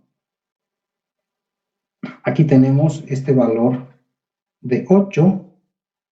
Tenemos el ángulo de 45. ¿No? Y sabemos que este lado del triángulo va a ser igual a la tangente 1 menos x. Entonces, ¿qué tienen que hacer? Despejar x. Y ese x corresponde a la tangente 2, ¿ok? Entonces, despejen, por favor, cuánto sale el valor de x. Se puede sacar el valor de tangente 1. Sé que se puede sacar el valor de, tenemos el ángulo de 45 y sabemos que esto vale 8.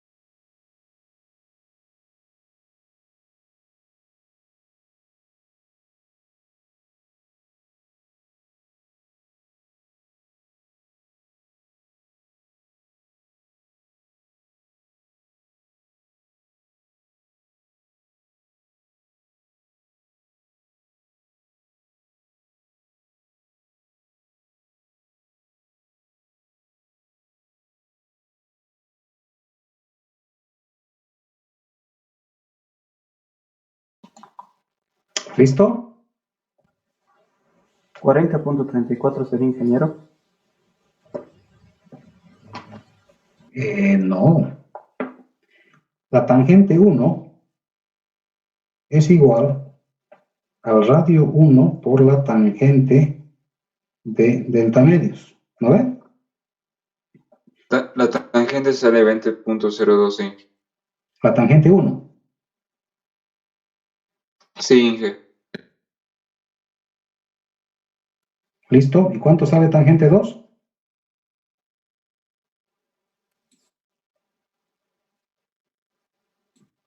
$12,023. ¿Cuánto? 12,023. 12,023. Perfecto. Teniendo entonces la tangente 2 de este ejercicio, calculame cuánto vale el radio 2.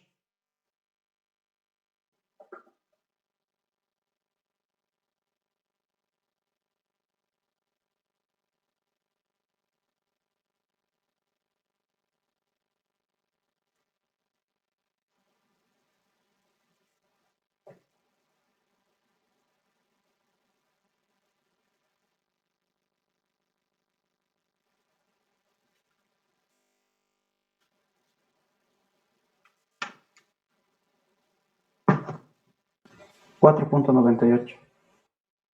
4.98. Perfecto. El único cuidado que hay que tomar acá para el radio 2 es que tu delta, lo voy a pintar con color negro, que no me usa color negro, el delta para la curva 2 es todito esto de acá. Y en este caso es 135 grados, ¿ya?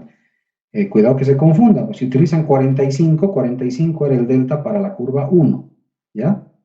Entonces el radio ha salido bastante chiquitito. Al final, entonces, el segundo, este es un gráfico, este es el primer gráfico. El segundo gráfico ya lo que trae es, a ver, vamos a tratar de hacerlo lo mejor posible.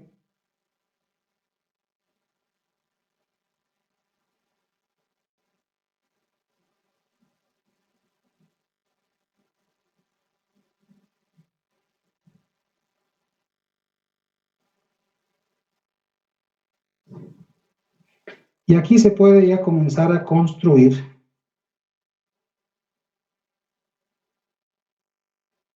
el carril de espera, ¿no? Aquí se puede construir el carril de espera.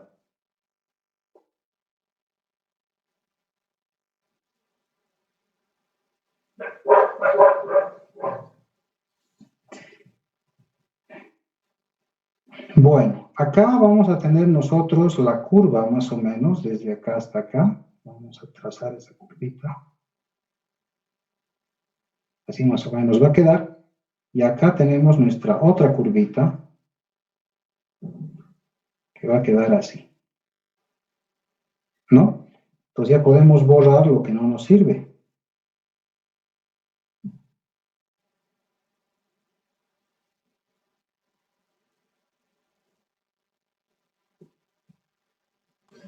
Ingeniero, ¿y el sobreancho para esto tendríamos que calcular igual? No, no.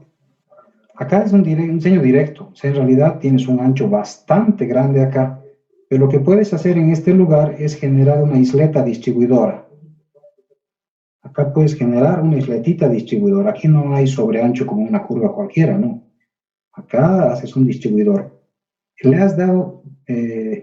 no te olvides que todas estas curvitas están diseñadas para tu camión de diseño. O sea, tienes que darle el ancho, no es un sobreancho. El sobreancho calculas es una curva que el camión dé a toda velocidad.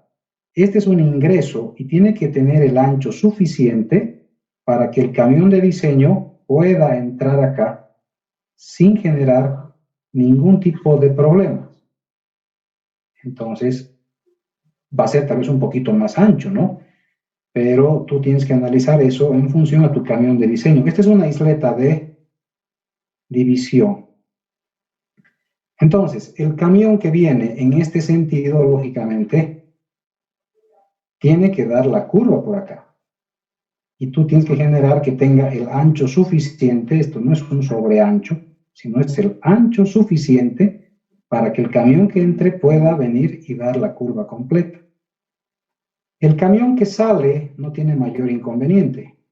El camión que sale tiene este lugar de tranquilidad, esta isleta de seguridad, le permite mirar con tranquilidad que nadie venga del otro lado, y cuando nadie venga del otro lado, recién va a ser la invasión, va a entrar al carril, ¿verdad?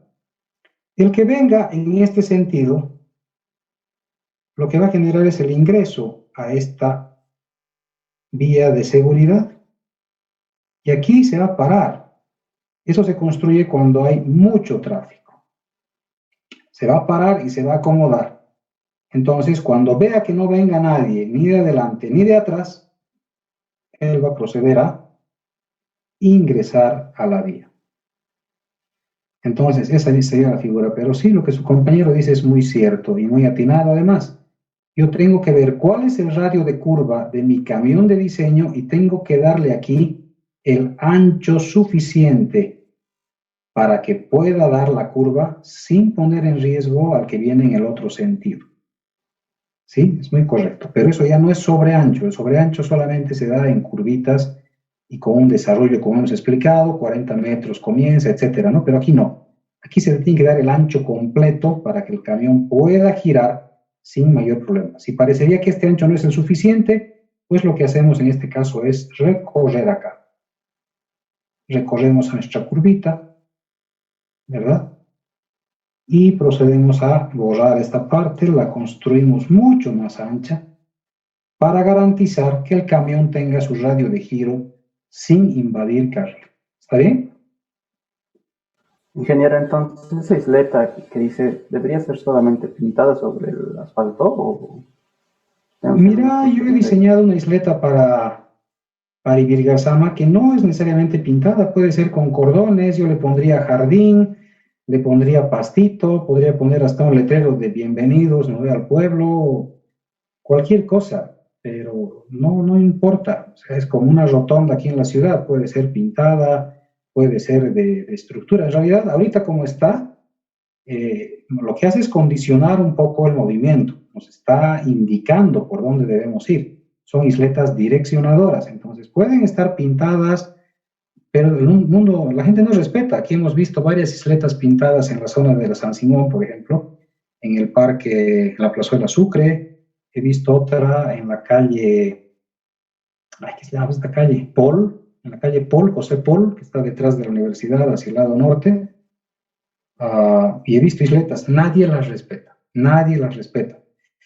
Entonces, cuando nadie respeta, bueno, hay que poner isletas ya de hormigón, se pone ya de cordón alto para que la gente no pase por encima y de esa manera garantizas que va a cumplir su función, ¿no?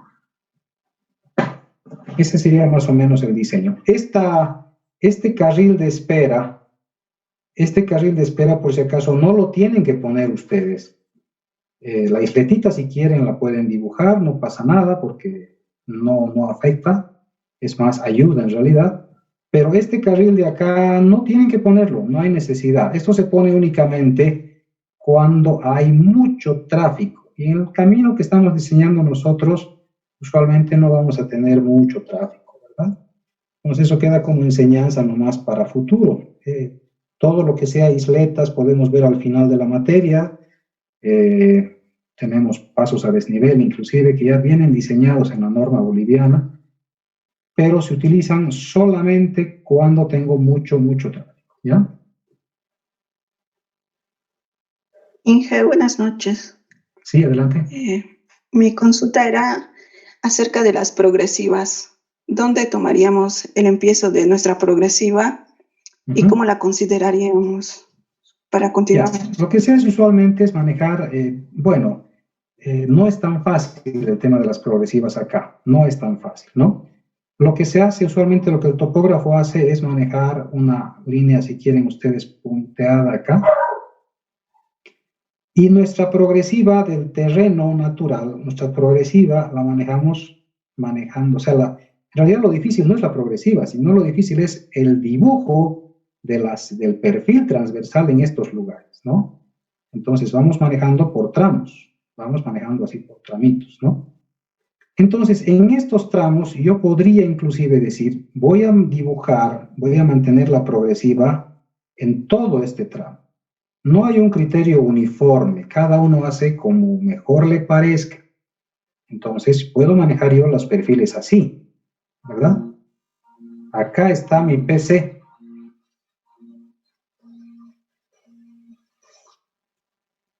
Entonces, yo podría manejar los perfiles hasta mi PC de esta forma. Mantener las progresivas normales, como estoy siguiendo, pero en mis perfiles voy a dibujar así, todo lo que estoy rayando, ¿no? Y de aquí continúo nomás con los perfiles de carretera normales. Entonces, he incluido en mis perfiles transversales esta parte de acá, ¿verdad? Con la progresiva normal. Aquí tenía la 0 más 520, 0 más 540, 0 más 560, 0 más 580, etcétera. 0 más 600, 0 más 620, 0 más 640, 0 más 660, 0 más 680, digamos, ¿ya?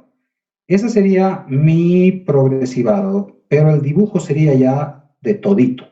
Tendría que dibujar todita la sección para que se la construya de un solo jalón. Y de aquí, a partir de este lugar, comienza mi 0 más 0, 0. 0 más 0,20. 0 más 0,40.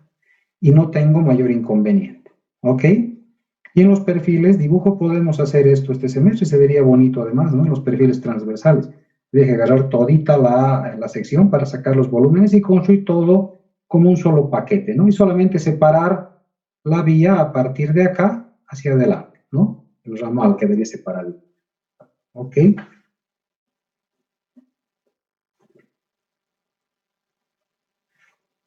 ¿Qué más? Ingeniero, disculpe, con el ejercicio pasado, bueno, el ejercicio que hicimos anterior a este, no sé si podría orientarme de dónde o en función a qué saca esas líneas punteadas. En el ejercicio que hice antes, ¿de dónde saco qué? las líneas punteadas. Hicimos este caso. Teníamos la tangente 1 y la tangente 2 y son unas líneas segmentadas que partían de la longitud de X. Eso quisiera saber si me podría explicar. Exacto, ingeniero. Esas líneas segmentadas. La línea segmentada es la que une el PT1 con el PT2, que tienen que estar perpendiculares. Tienen que estar perpendiculares entre sí. Y el resto es trigonometría. Esto es un triángulo rectángulo, aquí tienes un ángulo recto, nada más. ¿Perpendiculares a la dirección del ramal, ingeniero? Sí, totalmente perpendiculares. Esto es a 90 grados y esto de aquí también es a 90 grados. O sea, lo que se desea es que estén frente a frente, o sea, no puede haber... En realidad, todo puede ocurrir en carreteras. Lo que yo trato de enseñarles es la parte estética, ¿no? Tal vez cuando esté diseñado esto, ustedes vean que esta curvita, decíamos, como preguntó su compañero, no cumple con el ancho suficiente para que un tráiler semirremolque dé la vuelta. Entonces, se ha visto en muchos casos que tienen que demoler porque se construye con un ancho y cuando entra en servicio, entra con el tráiler y lo pisa esto. Entonces, la curva tal vez se amplíe hasta acá arriba. Si la curva se amplía hasta acá arriba, efectivamente ya no va a quedar tan bonito. Va a quedar desplazado, el PT1 va a quedar acá y el PT2 va a quedar acá desplazado, ¿verdad? Va a quedar un poquito desplazado. Pero lo único que estás haciendo acá es aumentar el radio y desplazar el mismo diseño aumentando tu radio 2, nada más, desplazándolo para dar estética, ¿no? En otras palabras, ¿qué es lo que tienes que hacer? Dibujarlo y ver que entre el ancho suficiente, ¿no? No tienes que hacer ningún diseño complejo. Si no, asumir un radio, tenías un radio que sacó tu compañero de 4,98. Entonces yo digo, con este radio no va a funcionar. Entonces, ¿qué hacemos? Aumentamos un radio. ¿A cuánto le vas a aumentar? Aumentaremos pues a 10 metros. ¿Ok? Haremos con 10 metros y veremos cuánto sale. Y dibujas con 10 metros y ves si el ancho te va a dar. Si el ancho no es el suficiente, bueno, ¿qué hacemos? Aumentamos a 15, pues. Entonces aumentamos a 15 y ahí vemos hasta que encontremos el radio perfecto, ¿no? Es lo que les decía, muchos de los diseños no son matemáticos absolutos. Hay que darle la solución en campo, ¿no? Hay que darle solución en campo. Y esto también depende mucho de las casas, ¿no? Hay lugares donde realmente se complica por las viviendas. Vamos a ver, hazme recuerdo el jueves, por favor, para que veamos los empedrados de Cochabamba, para que vean cómo no hacen y por qué. Sí, háganme recuerdo, por favor, el día jueves, para que les muestre, para que vean la razón del uso de esta curvita. ¿Por qué razón les estoy enseñando esta curva? ¿Y por qué se debe construir estas curvitas en los empalmes en Cochabamba? ¿Ya? Háganme recuerdo el día jueves, por favor. Buenas noches, ingeniero. ¿Podría hacer un comentario, por favor? Claro que sí. En cuanto nos habló acerca de la parte de que el agua afecta a las carreteras de una construcción, ¿verdad? En nuestras calles o en la parte central de nuestra ciudad existen bastantes calles que están destrozadas, por así decirlo, por el acumulamiento de agua y creo que la parte de sanitaria tampoco rinde su aporte, ¿no? Y bueno, mi comentario y también lo que quería saber es que cómo se podría hacer o dar una solución en cuanto a ese tipo de problemas cuando ya es la parte central. Claro que sí. En realidad, una de las soluciones es modificar la geometría urbana. Eso enseño en la maestría. Es una cosita un poquitito más compleja, pero con todo gusto les puedo enseñar a ustedes. No me hago mayor problema. Aquí no hay secretos en ingeniería, ¿verdad? Entonces, con todo gusto les puedo explicar y mostrar unas fotitos, ¿ya? ¿Cuál es esta? Les voy a dar un adelantito, ¿ya? Porque es largo, es un poquito largo. Pero les voy a dar un pequeño adelanto y el día jueves, si me hacen recuerdo, el día jueves les voy a enseñar cómo se hace de verdad esta parte de diseño urbano. Pero alguien puede ir pensando ya. En las calles tenemos más o menos esta figura, voy a hacer rápidamente. Esta figura tenemos en las calles de Cochabamba, ¿no? Las cunetas vienen bordeando esto. Por aquí vienen las cunetas. Tengo fotitos de Cochabamba, tengo todo de estas callecitas. ¿Qué es lo que ocurre? La pendiente, digamos, que esté dividida. Lo que pasa es que son errores topográficos. Para las fallas en la calle de la ciudad tenemos dos tipos de motivos. Uno, que es mala topografía. ¿No? Mala topografía es uno de los problemas. Dos, es mal drenaje. El punto 3 es un error recurrente, pero es bien difícil de solucionar. El tema 3 es la mala compactación en las zonas de cámaras. Esto es un problema recurrente en la ciudad. ¿Qué ocurre en la ciudad? En la ciudad tengo aquí mi cámara de alcantarillado. Aquí tengo otra cámara a veces, y a veces tengo acá otro tipo de cámara. Tengo cámaras, y aquí tengo una cámara de teléfonos. ¿Han visto cámaras de teléfonos? Hay también cámaras de teléfonos. Entonces se presentan las cámaras, y cuando las construyen, esto es de hormigón, ¿y qué te dicen? Por favor, cuando compactes vas a tener cuidado, no me las vas a destrozar. Entonces la compactadora se acerca un poquito, y fíjense, no va a poder atravesar esto, entonces va a haber sectores acá que no reciben casi nada de compactación, por donde no puede entrar el rodillo. Entonces, lo más que podemos hacer en esos lugares es darle con saltarín, con la compactadora manual, ¿verdad? Lo que yo hacía para construir esto, sacaba la anilla de encima, le ponía una tapa metálica, ¿verdad? Y compactaba todito, lo recontra compactaba.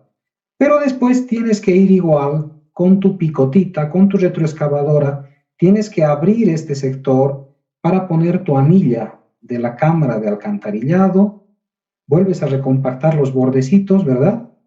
Y termina tu anilla. Entonces, mal que mal, tienes mala compactación en las cámaras. El drenaje es un mal endémico en nuestro país. No hacemos bien las capas de drenaje. ¿Sí? No hacemos bien. Ya les voy a contar por qué, para que ustedes no cometan esos errores. Lo básico es manejar la granulometría, manejar buenas granulometrías y buenos estudios de niveles freáticos, ¿ya? Pero el error más común es el de la topografía. Tenemos pendiente en este sentido, una pendiente, y tenemos pendiente en este sentido. Las calles, la cuneta que está acá, voy a pintar con rojito, para que vayan pensando en casa, tal vez alguien si quiere puede investigar un poquito. Yo le puedo orientar para que defienda esto a todo el curso. El agua viene por acá, el agua viene por acá, da la curvita, una maravilla, no tengo problemas, todo ok en esa cuneta, ¿verdad? La cuneta de este lado, el agua baja acá, no pasa nada, el agua de acá viene acá, esta cuneta no tiene ningún problema. De este lado, el agua viene así, viene por la cunetita, da la curvita, y el agua baja aquí. Tampoco hay problema en esta cuneta. Donde sí hay problema es en esta, donde hay encuentro de pendientes. El agua viene acá, el agua viene acá, el agua viene acá y el agua viene acá. En Cochabamba no he visto ni una sola calle que tenga transición de cuneta. Entonces el agua se detiene aquí en la cuneta. Comienza a reblandecer y se comienza a romper todito esto de acá. Unido a lo de las cámaras, la humedad sigue pasando y comienza a romperse todito esto de acá. Y tenemos falla total por culpa de una cuneta que no ha cumplido su función. ¿Qué hay que hacer con esto? Hay que volcar la cuneta. La cuneta en este sector, ¿cómo era? Era así el cordón y la cuneta, ¿verdad? Así estaba en este sector A. ¿Cómo tiene que estar? En el medio, que vamos a llamar sector B. En el sector B tiene que estar ya volcada. Tiene que estar así. El agua no puede detenerse, el agua tiene que irse. ¿Ya? Entonces, ese es el problema. En la zona urbana tenemos esos problemas. Unido al drenaje, unido a mala topografía y a mala compactación, pues nuestras calles van a fallar, ¿no? Asumiendo que no circulan camiones pesados, solamente con autitos, que no deberían fallar nunca, ¿no? Entonces analicen estas cositas. El día jueves con más calmita les voy a enseñar cómo se hace esta transición en zona urbana de la cuneta, cómo se debería hacer, cómo se hace la transición en pavimento rígido, cómo se hace la transición de todo este sector para evitar que las aguas se acumulen, ¿ya? Y si aprenden, pues yo voy a quedar muy contento y feliz y ojalá cuando trabajen haciendo pavimentos puedan pues cumplir con esto que les voy a enseñar el próximo jueves, ¿ya? Ingeniero, esta vez como comentario, justamente eso que está diciendo ahí en la esquina de mi casa. Sácale Y- fotito pues si nos compartes el día Sí. jueves. Te Y en vez de comparto. meterle una contrapendiente, le han metido como un desnivel, un badén, algo similar. Uy, ya, los badenes son lo peor que existe. Sácale fotito. Yo tengo fotitos de la avenida Huayna Cápac, vamos a ver Huayna Cápac, tengo fotitos de Chile, de Argentina. Entonces vamos a ver el día jueves, nos vamos a divertir analizando estas cosas. ¿Ya? Ingeniero, una consulta más quisiera Claro. preguntarle. De la fecha de que han realizado la norma, bueno, la guía del ABC, ¿en qué año lo realizaron? Del 2008 es la norma del ABC. Entonces creo que encontré la figura que estaba diciendo, justamente estaba leyendo la norma peruana la anterior vez, y Sí. la misma imagen está, solamente con otro glosario. Es como si hubieran agarrado la imagen del AutoCAD, la imagen de la norma peruana, Control C, Control V en AutoCAD, sobre eso hubieran dibujado. Qué macano. No, belleza, belleza. Conseguí esas cositas y te hago valer como trabajo de investigación, pues me sirve. Está bien, ingeniero. Claro, Es justamente la que puso de bibliografía en las presentaciones, la PG 2001. Exacto. ¿No ves? En la Búscala, página búscala. Pues prepararlo como un trabajo de investigación. Ya estoy, ingeniero. Ok, listo, jóvenes. Como siempre, un placer de verlos, aunque sea vía Zoom. Cuídense mucho. Sigue habiendo COVID afuera. Parecería que no, pero sigue habiendo. Tengan mucho cuidado. Un abrazo para todos y nos vemos el día jueves. Chao, muchachos. Hasta luego, ingeniero. Buenas noches. Chao, chao.